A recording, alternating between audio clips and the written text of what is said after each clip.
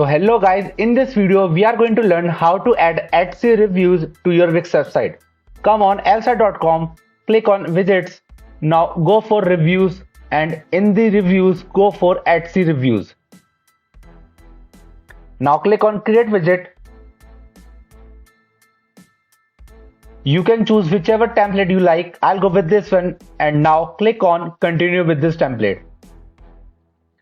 You can also customize the template here however you like, and after finishing it, go for add to website. And now you just have to only sign up to your elfsight account. And now guys, just click on save button and choose this subscription. Now click on this code to copy it and come to your editor.wix.com. Now go for add elements. And in the embedded code, go for embed HTML. Now click on this box and paste the code you just copied and now click on update.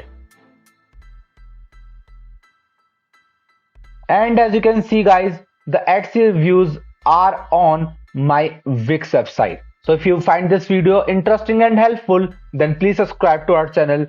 Thanks for watching.